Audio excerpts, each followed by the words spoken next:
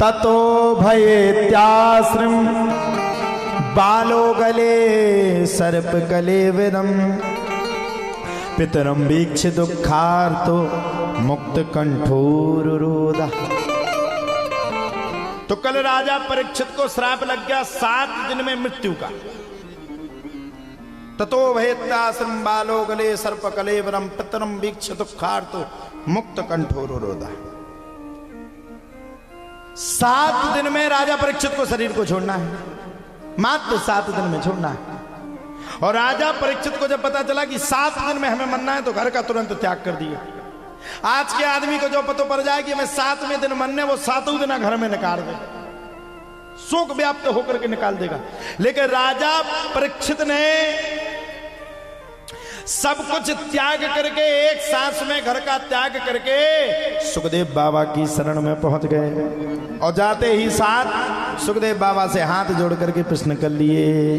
बरीयाने सिते प्रश्न कृतोलो कृहितो न पहा हाथ में विषम्यता पुंसाम श्रोतव्य विषय परः।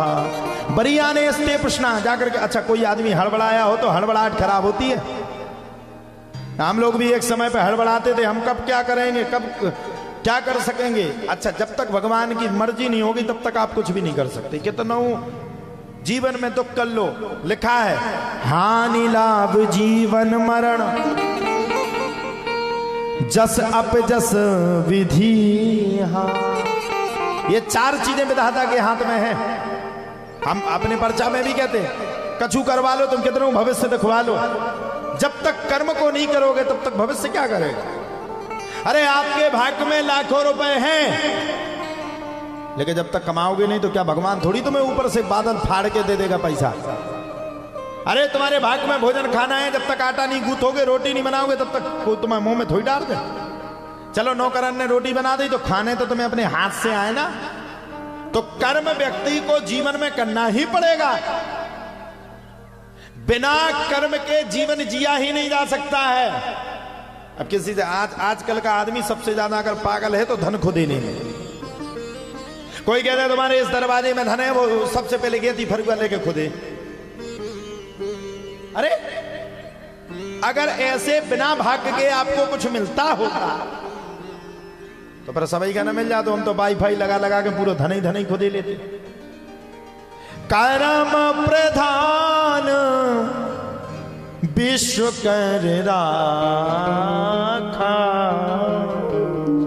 जो जस करहि सो तस फल चाखा। हाँ, गुस्सा जरूर आती। हम कर्म करते करते थक जाए और फल ना मिले तो फिर मन करता कि कई लोग तो, हम तो अगरबत्ती नहीं लगाते मंदिर में, हम तो लगाओ। कई लोग कहते हम तो अगरबत्ती नहीं लगाते। ना ना ना, दुख के आगे सुख है। दुख भगवान नाम को भी भोगना पड़ा। 14 वर्ष के लिए वनवास जाना पड़ा। अब भगवान नाम कहते नहीं नहीं नहीं नहीं, हम 14 नहीं रहेंगे, हम तो 7 वर्ष रहेंगे। ना ना, भाग्य में 14 वर्ष लिखा तो लिखा। रेल की पटरी देखी आपने? 2 पटरी होती हैं। हमारे जीवन में भी 2 पटरी हैं। जब सुख आता है तो प्रसन्न और दुख आता है तो दिमाग खराब। अब क्या करें, ये जीवन भी रेलगाड़ी की तरह है और हम रेलगाड़ी में बैठ करके अपने सफर को कामयाब के रूप में कर रहे हैं। इस सफर में हम बैठे हैं, रेल में बैठे, कई यात्री हमें मिल रहे हैं और इस सफर को करने का हम प्रयास कर रहे हैं। कब आपकी पैसेंजर बन जाए, कब मेल बन जाए, कोई पता नहीं। ये सिग्नल के ऊपर है। और मैं कहना चाहता हूं, जीवन में आपको कभी भी कितना भी बुरा समय आए, कितना भी बुरा वक्त आए, अपने आप को डगमगाने मत देना। हाँ, कष्ट जरूर होता है।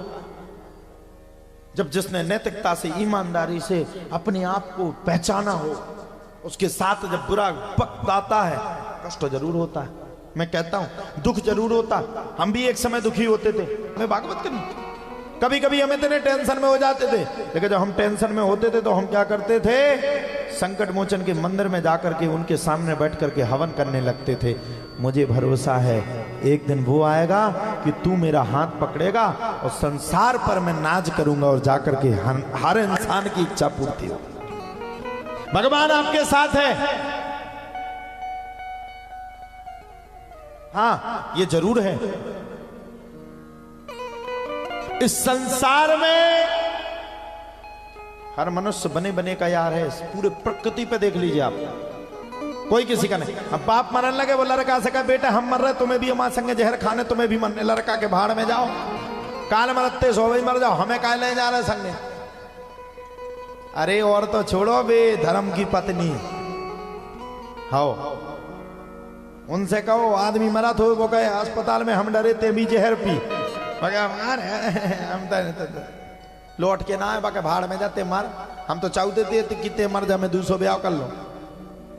हाँ हाँ, कोई किसी के साथ नहीं जा सकता। मृत्यु लोक जीवन की सच्चाई है, यहां सच्चाई को भोगना पड़ेगा। यहां आप अकेले आए थे, एक दिन आपको अकेले जाना पड़ेगा। राजा परीक्षित के साथ क्या हुआ? श्राप किसको लगी? राजा परीक्षित को। राज्य किसको मिला? परीक्षित के पुत्र को। और परीक्षित ने जाकर के प्रश्न किया म्रियमाणम किम कर्तव्य, मरने वाले को क्या करना चाहिए? हाँ परिवार के दुखी हो सकते, हाँ परिवार के रो सकते, हाँ परिवार के अपने आप में व्यस्त हो सकते, हाँ परिवार के अपने आप में ज्यादा दुखी हो सकते, मैं मानता हूं, लेकिन साथ आपके कोई नहीं जाएगा। साथ कौन जाएगा? भगवान जाएगा कि नहीं? मरने के बाद भी तुम्हारा गाय का भी रूप मिले तो उसमें भगवान, बेला का रूप मिल जाए तो उसमें भगवान, किसी में भी आप चले जाओ, पक्षी में भी भगवान। हर जन्म अगर आपका कोई साथ निभा सकता है तो बिना पहचान के भगवान निभा सकता, कोई दूसरा निभा ही नहीं सकता है, कोई दूसरा नहीं निभा सकता। राजा परीक्षित ने बैठ करके पूछा म्रियमाणम किम कर्तव्यम। अरे सुखदेव बाबा ने कहा भैया आए हो 2-4 मिनट बैठ जाओ। बोले बैठेंगे तो नहीं महाराज, 1 सेकेंड। बोले क्यों? अरे बोले महाराज अब क्या बताएं, हमें तो मरने वाले हैं, कुछ समय के बाद हमें अपने शरीर को छोड़ना है, 7 दिन का वक्त मिला, आप क्या करेंगे? बैठ जाएंगे तो बैठे रह जाएंगे। सुखदेव बाबा ने कहा चिंता मत करो, चिंता मत करो, बिल्कुल चिंता मत करो, बैठो। अरे बोले महाराज बैठने का समय नहीं, तुम तो ये बताओ मरने वाले को क्या करना चाहिए? क्या करना चाहिए आप लोग बताइए, क्या करना चाहिए मरने वाले को? भगवान का भजन, कीर्तन। लेकिन क्या कोई मरने वाला करता है? अच्छा 1 हफ्ता में कितने दिन होते हैं? कितने दिन होते? 7। रविवार, सोमवार, मंगल, बुध, बृहस्पति, शुक्र, शनि, 7 दिन।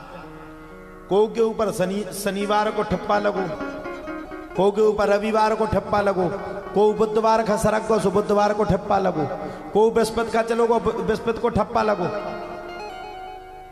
लगा कि नहीं? जाना सबको, और जाना 7 ही दिन में। ऐसा नहीं आप लोग अमर हो। अब बोले महाराज हमें ये तो पता चलता ही नहीं कि हमें कब मरना है। अरे भैया सांसों का क्या भरोसा, कब कहां रुक जाए। आदमी कहता है, कई आदमियों से कहो भैया भगवान का भजन कर लो, महाराज जी जब बुढ़ापा आएगा तब अपने आप करेंगे। अरे ते भगवान से लिखवा के ले आओगी ते 100 साल तक जिए, बीच में कोरोना आ गो सड़क को फिर क्या करे।